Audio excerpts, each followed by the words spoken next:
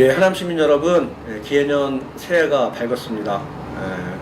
작년 한 해는 우리에게 굉장히 많은 현안들이 있었고 큰 일들이 있었습니다.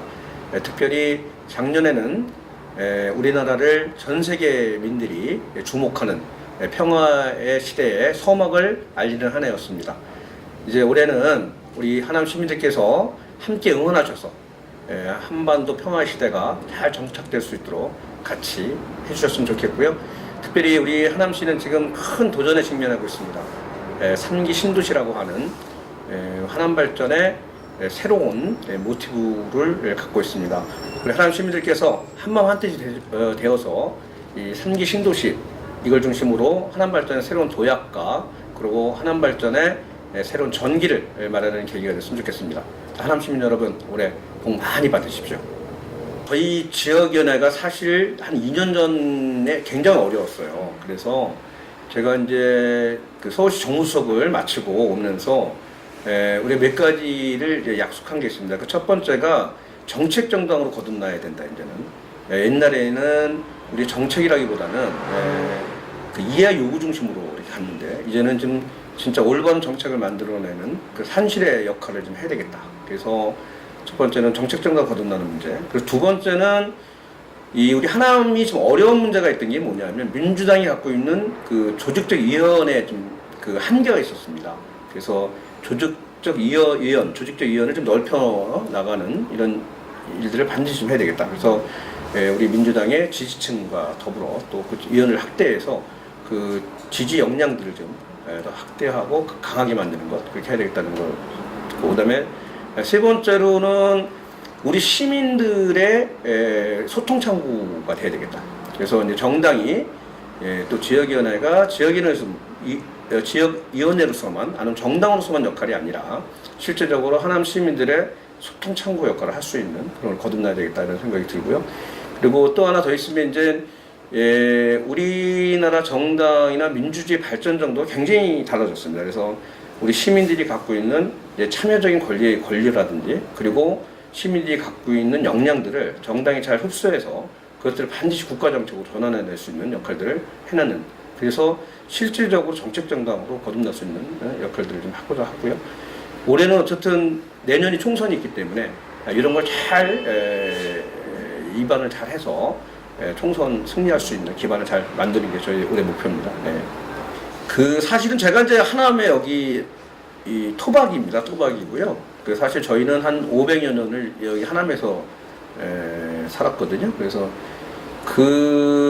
제가 사실 이제 대학하고 그다음에 제가 이제 국회에서 보좌관 생활하고 그 다음에 여기 오기 전까지 서울시 정무수석으로 있으면서 이제 서울에서 사실상 뭐 직장이면 직장이고 또 공직생활을 했는데, 사실은 이제 지금 하남은 거의 뭐 서울과 하남은 차이가 별로 없습니다. 그래서 제가 이제 가장 중요하게 생각한 건 뭐냐면 국회 보좌관 하면서 제가 했던 그 입법과 정책 입안에 대한 경험, 그리고 서울시 정무수석을 하면서 가졌던 종합행정에 대한 경험을 이제는 내 고향 하남에서 지대로 잘 그 경험을 살려서 하남 발전의 새로운 좀 밑거름을 좀 만들어 봐야 되겠다 이런 생각이어서, 그래서 당연히 고향을 위해서 봉사하겠다는 마음으로 오게 된 거고요. 뭐 다시 왔다기보다 사실은 저는 여기서 출퇴근을 계속 다 했습니다. 사실 좀 의아하게 생각했던 분들이 경기도에서 정치를 하는 사람이 어떻게 서울 정무수석을 하냐, 이거는 사실 박원순 시장님과의 특별한 관계 때문에 제가 이제 박원순 시장님 그때 당시에 그 대권 도전할 때 정무를 총괄하기 위해서 이제 가서 했던 거고요. 이제 하여튼 그런 총체적인 경험을 바탕으로 해서 이제 하남의 새로운 일꾼으로 좀 거듭나고자 이렇게 다시 하남에서 정치를 시작하게 됐습니다. 지금 이게 사실 우리가 지금 굉장히 큰 도전에 직면해서 아까 말씀드렸던 것처럼 3기 신도시 이게 굉장히 큰 문제거든요. 그래서 지금 내년 총선을 뭐 어떻게 하겠다 이런 것도 굉장히 중요하지만 지금은 이제 현안의 문제를 잘 풀어내는 그게 제가 굉장히 중요한 총선 준비라고 생각합니다. 그래서 이 큰 이제 도전에 직면한 우리 하남시가 이것을 잘 극복해서, 하여튼 이거는 굉장히 이제 여태까지 보지 못했던 새로운 도약을 좀 이뤄내야 되거든요. 이것을 잘 준비하는 게 제가 총선 준비의 제 1차적 과제입니다. 그래서 우리 하남에 기본적으로 도시가 팽창되는 과정에 있어서 질적으로도 또 성장할 수 있는 거 만든 것, 이게 가장 중요한 첫 번째 과제이고요. 그리고 이제 그래도 이제 저희 정부가 지금 굉장히 힘든 게 국회에서 가반의석이 안 되다 보니까 어떠한 그 공약과 정책을 법제화시킬 수 없는 한계에 부딪혀 있습니다, 지금.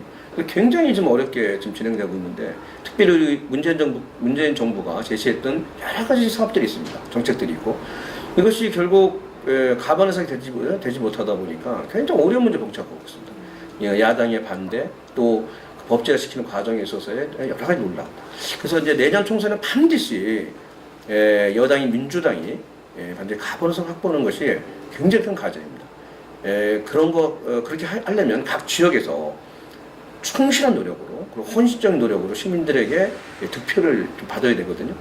그래서 가장 중요한 거는 열심히 시민들에게 소통하고 시민들이 다가가서 반드시 내년 총선에 그 좋은 성과와 그리고 그 득표를 받아서 좀 반드시 이제 우리가 그 국회에 입성해야 그 하나를 더 보태는 거거든요. 이걸 통해서 우리 민주당이 가반의석을 확보하고 그 가반의석을 통해서 문재인 정부가 추진하고자 하는 여러 가지 경제, 외교, 그 다음에 무슨 대북, 그의 민생 정책, 그리고 복지 정책 잘 실현될 수 있도록 하는 것이 굉장히 중요한 과제라고 생각합니다.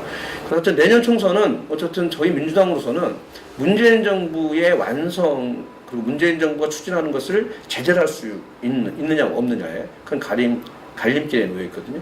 그래서 하여튼 저희들도 하남 시민들께 진짜 신뢰를 얻기 위해서 하여튼 여러 가지로 노력하는 것이 총선 준비에 굉장히 중요한 문제라고 생각합니다.